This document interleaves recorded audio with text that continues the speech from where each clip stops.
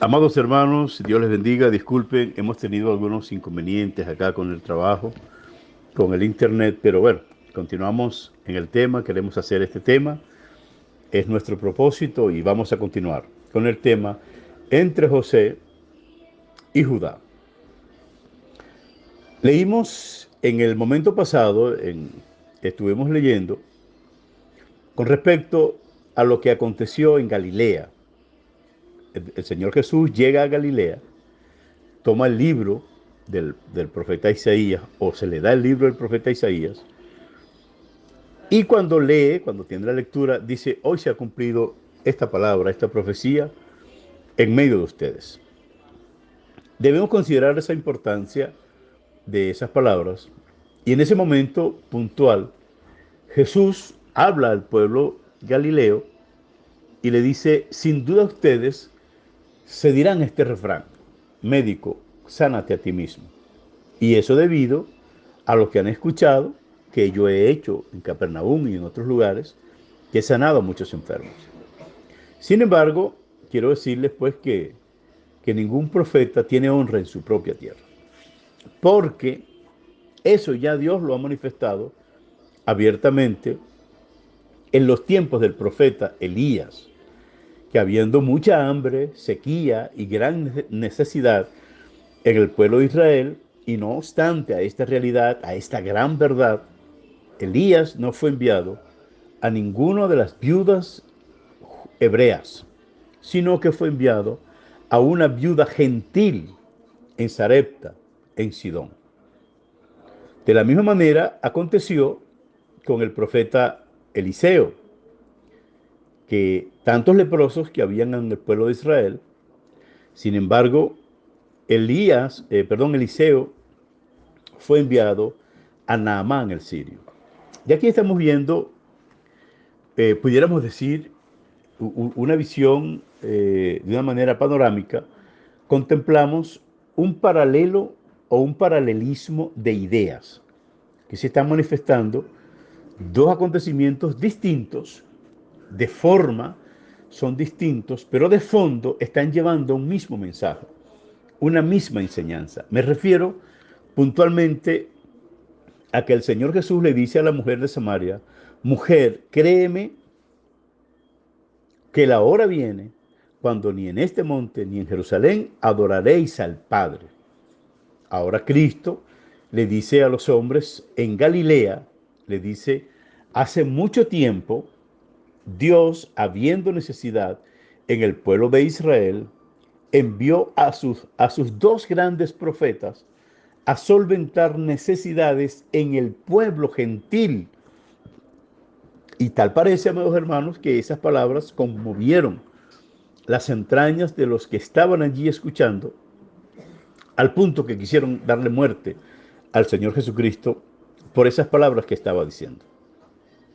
Vamos a retomar el tema en Juan capítulo 4. El versículo 23, el versículo 22, para retomar esa parte, cuando el Señor Jesús le dice a la mujer de Samaria, ustedes adoran lo que no saben. Ustedes no saben ni siquiera lo que están haciendo. Tienen una mezcla de adoración que en realidad, aunque ustedes lo creen y lo hagan de todo corazón, sin embargo, no saben lo que están haciendo. Su adoración no es como debe ser.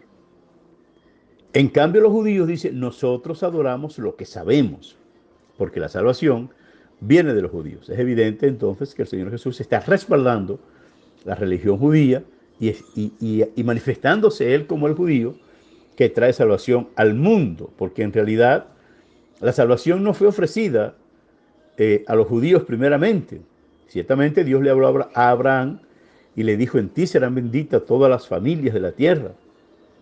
Pero ya en el comienzo del mundo, Dios había hablado a Eva, había hablado a Adán en el huerto del Edén, en Génesis capítulo 3, versículo 15, cuando se hace la promesa del nacimiento del Señor Jesús, es decir, un Mesías que pudiera ser considerado como gentil, por cuanto fue prometido al mundo antes de que fuese prometido al pueblo hebreo. Eso es un punto que probablemente tenga muchas secuelas por allí y muchas aristas que no se puedan manejar a la perfección, de la mejor manera. Sin embargo, está ahí en la Biblia. antes de que la profecía fuese enviada al pueblo hebreo para la salvación, para la llegada de un Mesías, esa profecía fue enviada al mundo en general y luego a Abraham se le dice, en ti serán benditas todas las familias de la tierra. Claro, la promesa ya había salido al mundo en general. Volviendo al punto, cuando el Señor Jesucristo le dice a esa mujer, créeme que la hora viene cuando ni en este monte ni en Jerusalén adoraréis al Padre. Ahora, el versículo 23 dice, mas la hora viene y ahora es, cuando los verdaderos adoradores adorarán al Padre en espíritu y en verdad. Porque también el Padre tales adoradores busca que le adoren. Muy interesante este asunto, muy importante, porque resulta que no obstante a que la religión judía, el concepto judío de adoración, sea el mejor que hasta ese momento se había tenido, tal parece que no era suficiente y no se estaban haciendo las cosas a la manera que Dios decía, por cuanto ahora Dios está buscando verdaderos adoradores que adoren al Padre en espíritu y en verdad. Y eso es importante que se entienda de esa manera, porque si Dios está buscando verdaderos adoradores, eso significa que tenía adoradores que sabían a quién adorar y cómo adorar, pero que ellos mismos, no obstante, a esa verdad, a ese conocimiento que tenían, no eran verdaderos adoradores y Dios estaba buscando verdaderos adoradores. Dios es espíritu y los que le adoran en espíritu y en verdad es necesario que adoren. Entonces aquí tenemos este problema que hasta ese momento ni los hijos de Leví, que eran los levitas, y que tenían el orden del culto, que estaban encargados de la organización del culto, ahí estaban los sumos sacerdotes, ahí estaban los sacerdotes, ahí estaban los ministros, los que se encargaban de organizar el templo, de los sacrificios, de las ofrendas y toda esa gran cantidad de cosas que son propias y pertenecen a los rituales de la adoración del pueblo hebreo. Sin embargo, no era suficiente. La forma como se adoraba eh, el pueblo samaritano era errada y tampoco era suficiente. Y la forma como adoraba el resto del pueblo judío, si bien es cierto que de allí viene la salvación, no es menos cierto que tampoco estaban adorando al Señor en espíritu y en verdad. Y el Señor andaba buscando adoradores y tal parece, por decirlo de alguna manera, había un conflicto por cuanto no se habían encontrado ni en Judá, ni en Samaria, ni en Leví, ni en Rubén. De manera que Dios está buscando verdaderos adoradores y según lo que yo puedo entender de las escrituras, esos verdaderos adoradores que pueden adorar en espíritu y en verdad es la iglesia del Señor Jesucristo.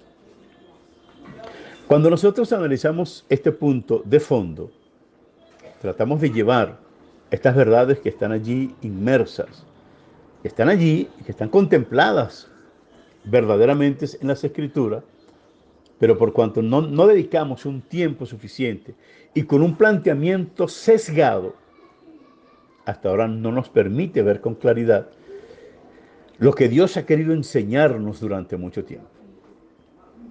La iglesia, tristemente, se considera inferior, o algunas personas de la iglesia se consideran inferior al pueblo de Israel, por cuanto el pueblo de Israel, según sus palabras, es el pueblo de Dios. Es decir, que pareciera que por el hecho de que el pueblo de Israel sea el pueblo de Dios, pueden hacer cualquier cosa y no hay problema porque ellos son el pueblo de Dios. Graso error, hermanos. Muy grande error que nosotros mismos, como la iglesia, no logremos entender lo que en realidad somos, que somos el cuerpo del Señor Jesús, que somos la esposa del Cordero, para considerar a un pueblo que Dios consideró que ellos no le adoraban en espíritu y en verdad. Sin embargo, la iglesia lo considera superior al pueblo que Dios andaba buscando para que le adorara en espíritu y en verdad. Esto no tiene nombre. Esto no hay forma de entenderlo no hay forma de digerirlo, que yo considero superior a un pueblo que Dios considera inferior. Eso es algo que verdaderamente tiene que ser contemplado. Jesús es claro, es palco, al decirle a la mujer de Samaria, créeme que vamos a sacar la adoración del pueblo hebreo. Ni en Judea ni en Samaria adoraréis al Padre. Causa, Dios es espíritu, y los que le adoran en espíritu y en verdad es necesario que le adoren. ¿Cómo pudiéramos entender con mayor claridad este asunto? Bueno, el pueblo no estaba alabando a Dios, perdón, no le estaba adorando de la mejor manera, nunca lo había hecho de la manera que tenía que ser, y Dios en este momento desestima al pueblo hebreo, desestima a José, y si bien es cierto que Judá es el líder entre ellos, sin embargo los judíos tampoco estaban adorando al Señor como debía ser, y Dios dice, voy a buscar a otro pueblo que me adore en espíritu y en verdad, porque yo no soy carne como ellos, yo soy espíritu. Dios es espíritu y no hay ninguna forma que los que le adoran de una manera distinta al espíritu y a la verdad puedan adorar al Señor. Ese es el planteamiento. Eso es lo que dice la Biblia y hasta allí podemos ver que todavía se maneja la bendición dentro del llamamiento del pueblo hebreo, pero que al venir el Señor Jesucristo trae una nueva noticia, trae una revelación al mundo y se la manifiesta a la mujer de Samaria y le dice, ni en este monte, ni en Jerusalén adoraréis al Padre. Dios es espíritu y anda buscando a los que le adoren en espíritu y en verdad. En el versículo, en el capítulo 29 del libro de Isaías, versículo 13, hay una palabra importante que en consecuencia de lo que estamos hablando, debemos leerla. Vamos a leer en el libro de Isaías 29, 13. Y los que pueden buscar en sus Biblias, lo pueden leer. De todas maneras, yo se los voy a leer acá en este asunto. Dice así, dice, pues el Señor, porque este pueblo se acerca a mí con su boca y con sus labios me honra, pero su corazón está lejos de mí.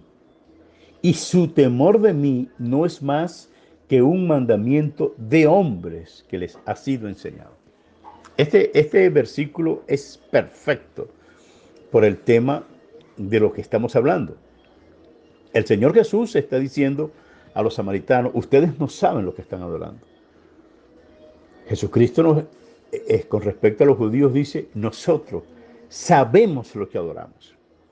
Y eso no se discute, eso no se discute, que los judíos sabían a quién adoraban y sabían lo que adoraban.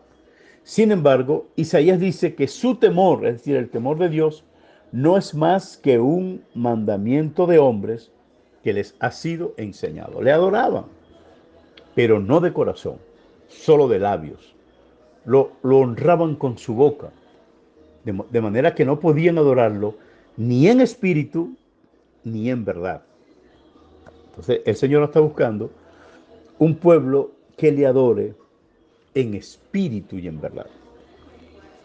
El único pueblo capaz de, de llenar estas exigencias, estos requisitos, y que puedan adorar al Señor en espíritu y en verdad, se llama la Iglesia del Señor Jesucristo. Y voy a comentarles un dato importante. Al momento que grabamos este tema, ya se ha cumplido lo que se conoce como el Año Nuevo Judío. Tengo conocimiento que ya se ha hecho o se va a hacer, ¿no? Creo que ya se hizo, ¿no? creo que ya se hizo. El Año Nuevo judío. Ellos lo hacen en el mes de septiembre. La Biblia dice que debe ser entre el mes de marzo y abril, que es el mandamiento que le da el Señor al pueblo y le dice, este mes será el comienzo del año. Ellos cambiaron eso y comenzaron a hacerlo en el mes de septiembre. El pueblo hebreo, nosotros para ellos somos considerados como perros. Nosotros, aún la iglesia del Señor Jesucristo, es considerado como perros. Somos considerados como paganos. De una manera despectiva nos llaman incircuncisos. En realidad lo somos, ¿no? Somos incircuncisos porque no necesitamos tampoco estar cortando nuestro cuerpo para tener ninguna señal en nuestro cuerpo. La señal nuestra está en el Espíritu, donde dice la Biblia que allí debemos adorar al Señor en espíritu y en verdad. Los judíos tienen una fruta que es la granada. Todo el mundo la tiene, pero ellos la han tomado para sí, porque la granada, según se cree, tiene 613 semillas. Es un fruto para ellos, si se quiere, cabalístico. Pero ellos lo tienen de una manera simbólica y la Biblia habla de las granadas, para ser más claro. La Biblia habla de las granadas. Entonces ellos han tomado esos 613 granos y los simbolizan con los 613 preceptos o leyes que están contemplados en la Torá. Pero bueno, ahí está una donde dice que se debía comenzar el año nuevo en abril, pero ya ellos la cambiaron. Una gran cantidad de leyes que han surgido también dentro del planteamiento hebreo, producto del Talmud. Por eso el Señor Jesucristo le dice, ustedes han convertido los mandamientos de hombres en ley en mi pueblo y se conducen por esas leyes. Por eso cuando el Señor Jesús les habla de esta manera, dice, bien profetizó de ustedes el profeta Isaías.